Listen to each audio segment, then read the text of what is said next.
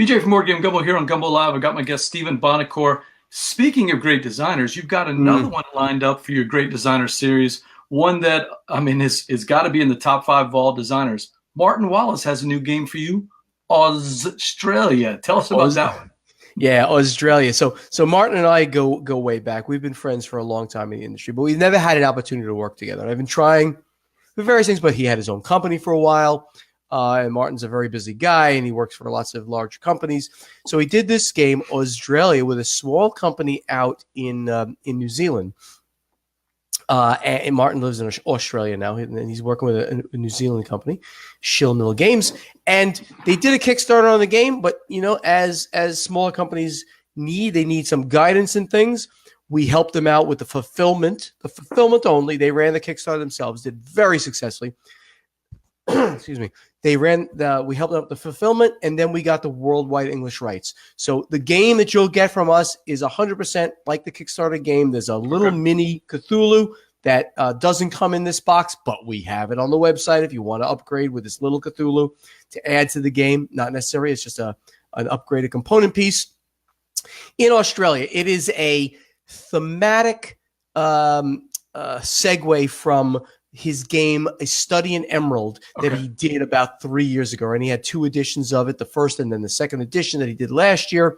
Study in Emerald, the old ones are rising in Victorian England, the late 1800s, and you have to put them down. You're either part of the Loyalists or the Reformists. The Loyalists are trying to help Cthulhu and friends, and the Reformists are trying to stop them. So thematically tied to that, now after they've been defeated in England, now they moved over established themselves down under in Australia, and now you must defeat them there.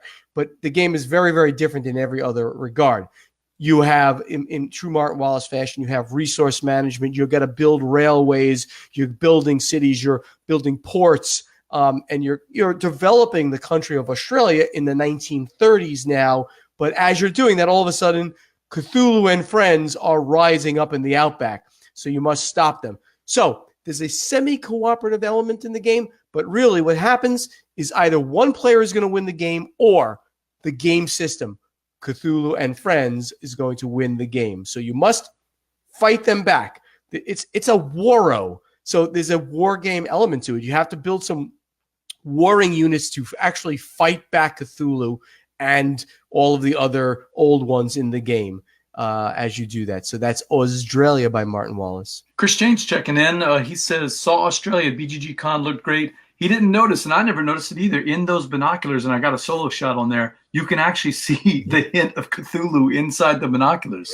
Yes, Cthulhu is in those binoculars, and that you can see it looks like from the pictures there, that it is a war game where you're going to war. Well, you are doing warring, but it's one portion of the game, probably 25% of the game. Really, you've got to mine your resources, get them together, build up Australia, but fight back cooperatively, fight back the old ones, or else you will all collectively lose the game.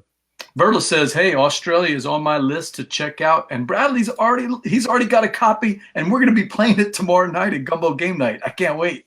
Bradley's very intuitive. He's also notices that on the binoculars, you can't see it in this picture, there's a spot varnish on them, so it pops the binoculars out. So when on the box cover to make them look really, really cool. And that is AuZtralia, and that is available in retail right now. That is available right now.